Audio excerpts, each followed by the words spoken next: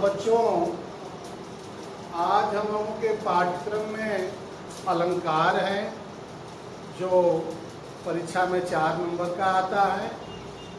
तो आज हम लोग अलंकार के बारे में अध्ययन करेंगे।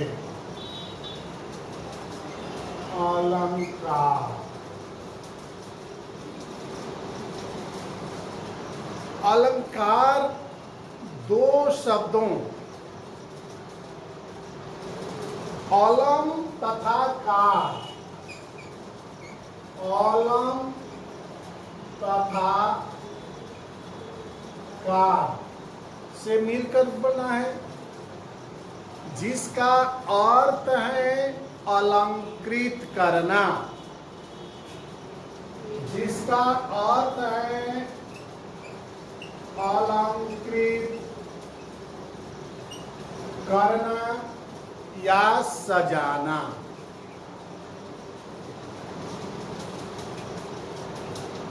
अलंकृत अलंकारः, अलंकृत इति अलंकारः, यानी जो चमत्कृत करता है, अलंकृत करता है, उसे हम अलंकार कहते हैं।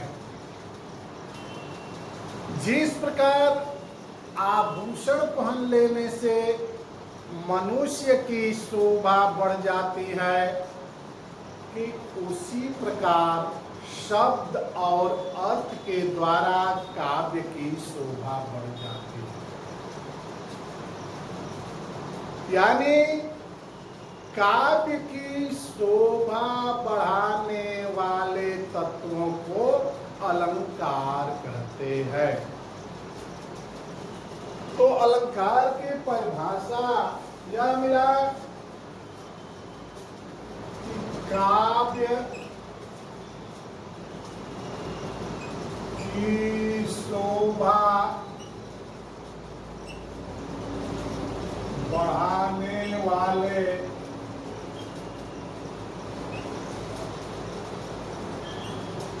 तत्वों को अलंकार कहते हैं। यह अलंकार की परिभाषा है। काव्य की शोभा दो तरह से बढ़ती है, एक शब्द के द्वारा और दूसरा अर्थ के द्वारा। यानी काव्य के दो भेद हुए। काव्य के भेद, काव्य के भेद, काव्य के दो भेद होते हैं। पहला होता है शब्दालंकार, शब्दालंकार, और दूसरा होता है अर्थालंकार। शब्दालंकार और दूसरा अर्थालंकार। जब शब्द के द्वारा काव्य की शोभा बढ़ जाती है, उसे हम शब्दालंकार कहते हैं। शब्दालंकार, जब काव्य की शोभा, काव्य की सुंदरता शब्द के द्वारा बढ़ जाती है, तो उसे हम शब्दालंकार कहते हैं। दूसरा अर्थालंकार। अर्थालंकार किसे कहते हैं? तो जब काव्य की शोभा अर्थ के द्वारा बढ़ जाती है, तो उसे हम अर्थालंकार कहते हैं। यानी अर्थ के द्वारा काव्य की शोभा बढ़ने को हम अर्थालंकार कहते हैं, और शब्द के द्वारा जब काव्य की शोभा बढ़ जाती है, उसे हम शब्दालंकार कहते हैं।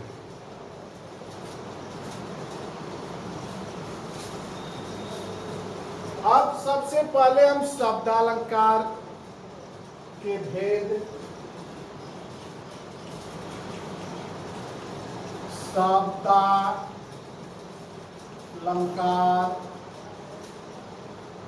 के भेद।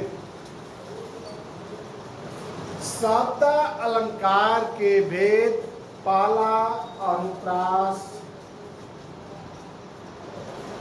अनुप्रास, दूसरा होता है यमक, तीसरा होता है श्लेष और चौथा होता है पुनरावृत्ति प्रकाश। यह शब्द अलंकार के भेद है। अब बारी बारी से एक एक की परिभाषा और उदाहरण हम लोग पढ़ेंगे। तो सबसे पहले हम अनुप्रास अलंकार पर चलते हैं। तो यह प्रश्न होता है कि अनुप्रास अलंकार किसे कहते हैं। अनुप्रास अलंकार की सबसे पहले हम परिभाषा देखेंगे कि अनुप्रास अलंकार किसे कहते हैं। अनुप्रास अलंकार जहां वर्णों की आवृत्ति हो, यानी जहां एक ही वर्ण बार बार आवे, वहां अनुप्रास अलंकार होता है। जहां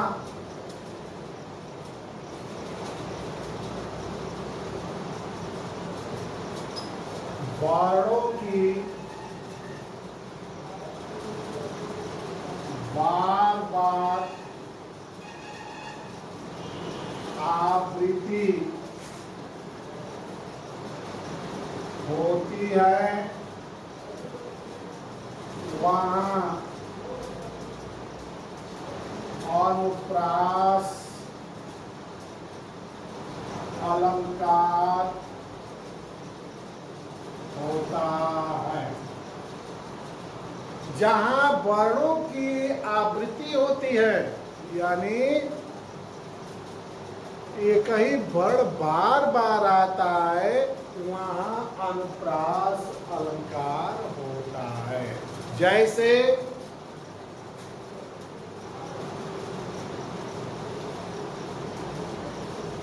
रघुपति, राघव, राजा, राम। रघुपति, राघव, राजा।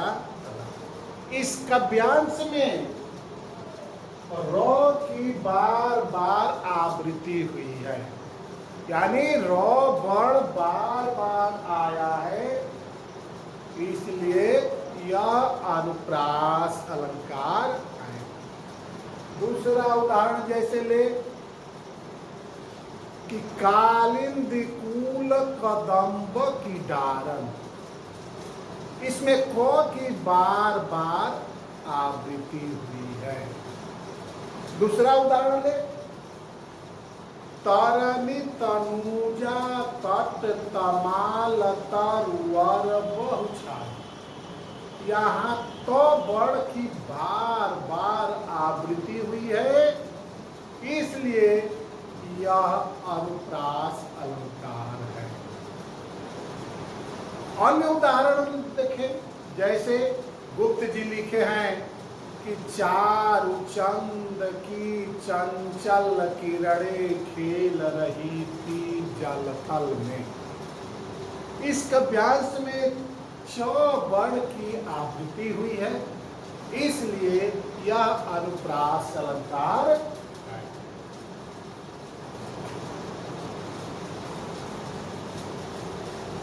उसके बाद हम शब्द अलंकार के दूसरे भेद को देखेंगे।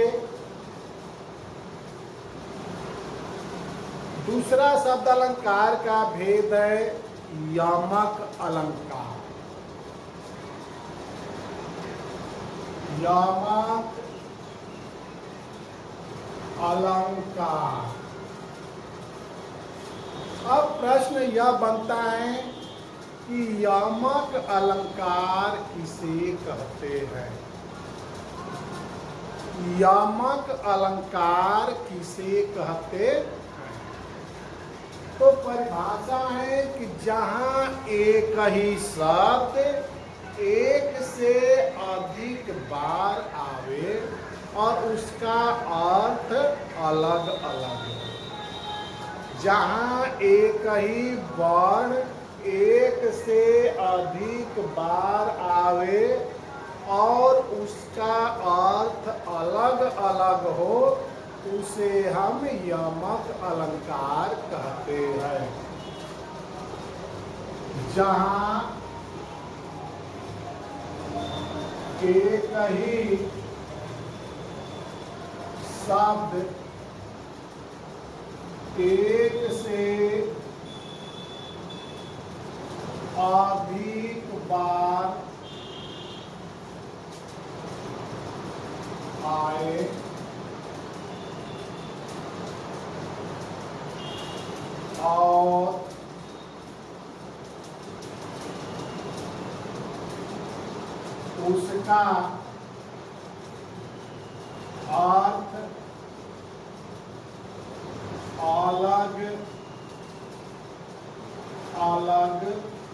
अलग हो, उसे यमक अलंकार कहते हैं। यह यमक अलंकार की परिभाषा है कि जहां एक ही शब्द, ध्यान देना कि अनुप्रास अलंकार में मैं वर्ण बोला हूं, जबकि यमक अलंकार में मैं शब्द कह रहा हूं। जहां एक ही शब्द एक से अधिक बार आवे और उसका अर्थ अलग अलग हो, तो वहां यमक अलंकार होता है। जैसे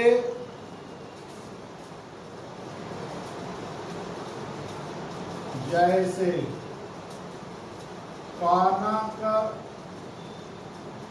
कनक पे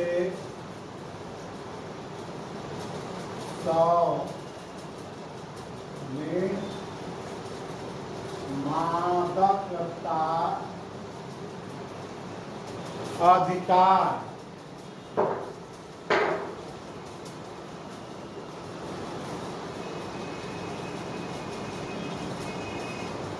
मादकता अधिकार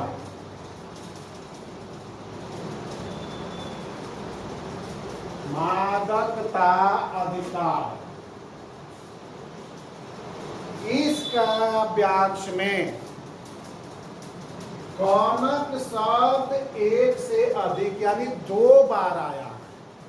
इसका व्यास में कनक 2 बार आया है और दोनों का अर्थ अलग अलग है। पहले कनक का अर्थ है, पहले का अर्थ है सोना और दूसरे कनक का अर्थ है धातुरा। एक कनक का अर्थ होता है सोना और दूसरे कनक का अर्थ होता है धातुरा। इसलिए यहाँ यमक अलंकार। दूसरा उदाहरण हम देखें, जैसे काली घटा का घमंड घटा। काली घटा का घमंड घटा। तो इस काव्यांश में घटा घटा 2 बार आया है। एक घटा का अर्थ है बादल और दूसरे घटा का अर्थ है कम होना, घटना। इसलिए इस काव्यांश में यमक अलंकार होता है। दूसरा उदाहरण देखें, जैसे वह 3 बेर खाती थी, वह 3 बेर खाती है।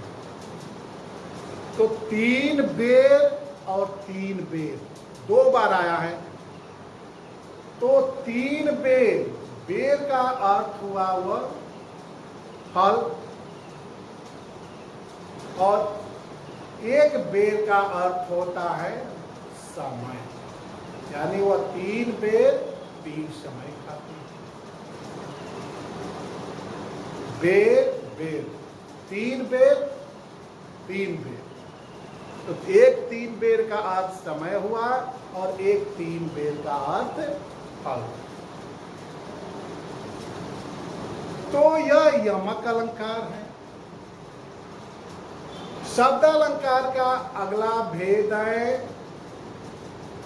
श्लेष अलंकार। अब इसके बाद हम श्लेष अलंकार पर चलें।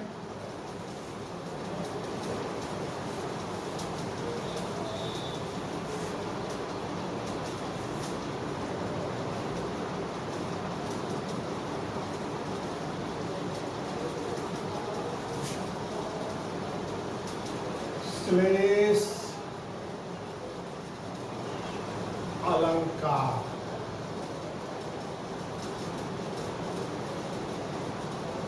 श्लेष का अर्थ होता है चिपकना।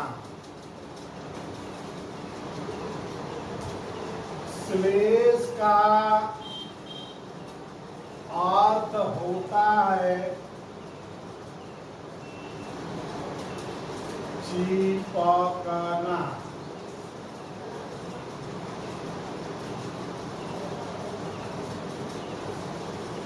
श्लेष का अर्थ होता है चिपकना।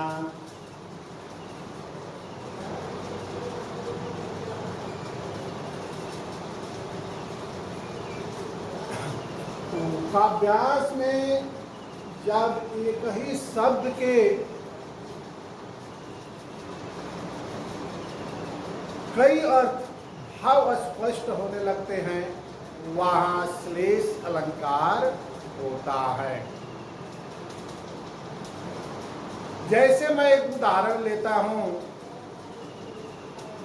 कि चरण धरत चिंता करत चितवत चारह ओर सुबरन को खोजत फिरे कवि व्यभिचारी चोर।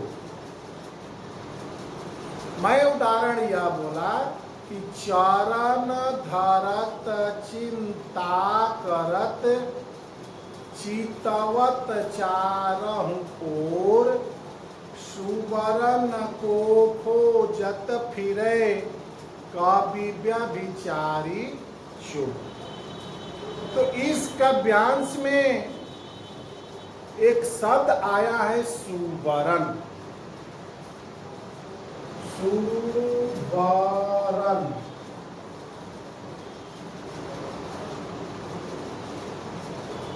सुबरन।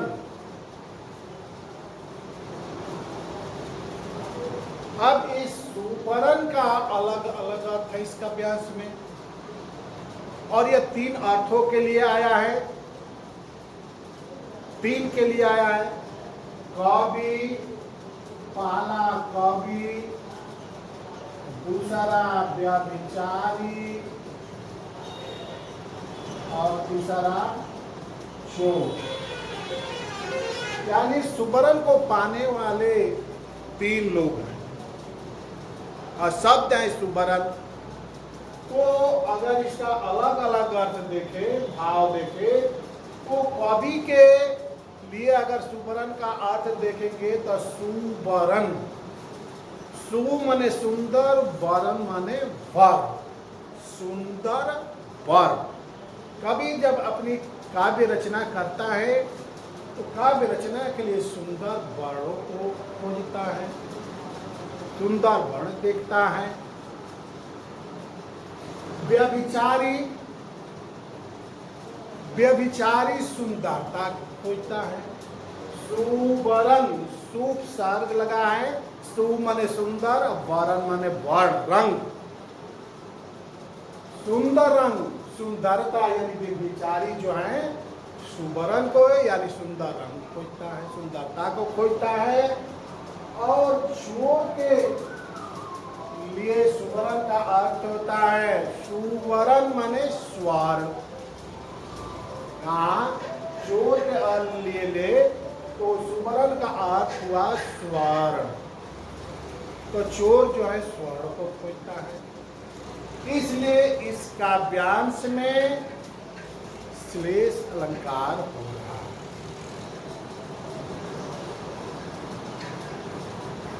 अगला उदाहरण है कि रहीमन पानी राखिए, बिन पानी सब सून।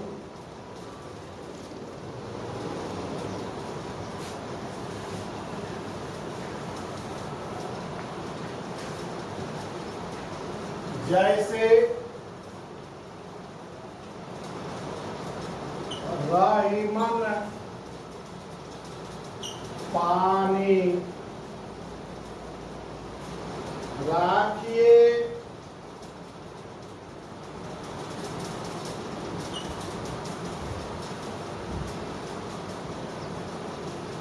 बिन पानी सब सून, सब सून। पानी गए न ऊबरे, पानी गए न ऊबरे।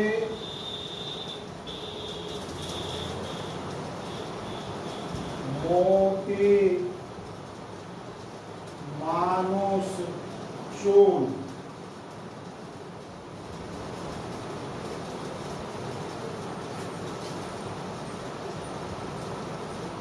अब यहाँ पानी शब्द आया है और पानी का 3 अर्थों में प्रयोग हुआ है। मोती, मानुष और चून, 3 अर्थों में प्रयोग में लाया गया है, प्रयुक्त है। अगर पानी शब्द का मोती के रूप में ले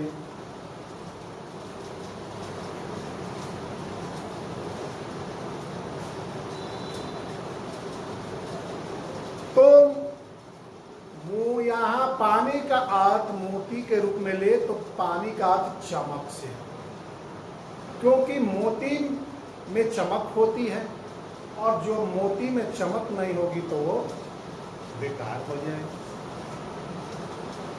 मानुष, पानी का अर्थ जो है मनुष्य के रूप में ले तो पानी का अर्थ हो जाएगा प्रतिष्ठा, इज्जत। अगर मनुष्य की प्रतिष्ठा न हो, इज्जत न हो, उसका समाज में स्थान नहीं होगा। चून, अगर चूना के लिए हम पानी शब्द का अर्थ देखें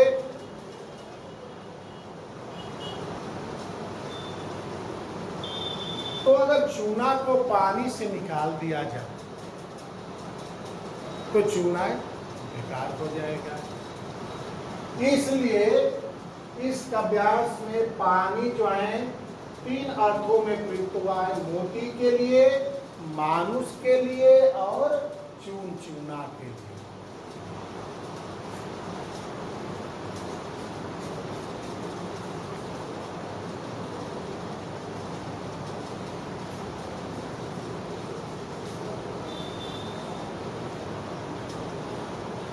अब इसके बाद हम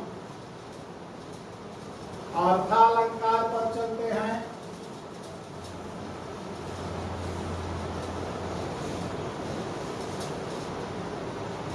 शब्द के बाद अर्थालंकार।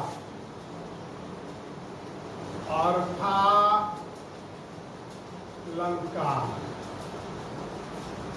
जब काव्य की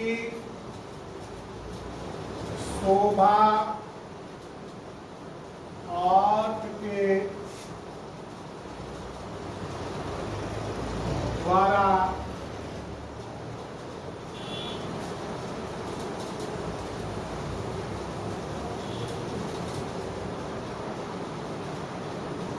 अर्थ के द्वारा बढ़ जाता है तो उसे अर्थालंकार कहते हैं।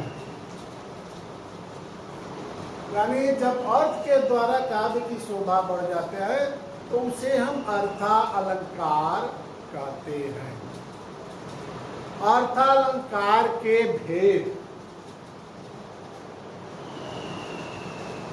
अर्थालंकार के भेद, पहला उपमा, दूसरा रूपक, तीसरा उत्प्रेक्षा,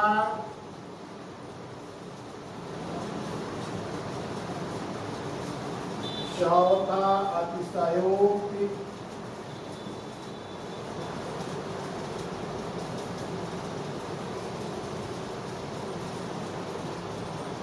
पांचवा अन्योक्ति,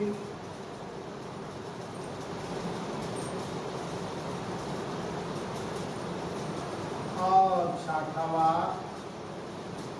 मानवीय कारण। हम लोगों के कोर्स में यही है। अर्थालंकार के भेद, उपमा, रूपक, उत्प्रेक्षा, अतिशयोक्ति, अन्योक्ति और मानवीयकरण।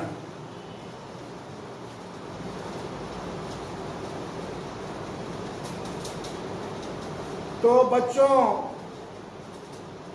ये अगला जो अर्थालंकार का भेद है एक एक करके हम अगले दिन पढ़ाएंगे। और उससे पहले मैं अलंकार की परिभाषा, अलंकार के भेद और उसमें शब्द अलंकार की परिभाषा, शब्द अलंकार के भेद पढ़ाया हूँ। उसको, इस वीडियो को देखकर पढ़ना और पढ़कर याद करके अपनी नोटबुक में लिख लेना। धन्यवाद।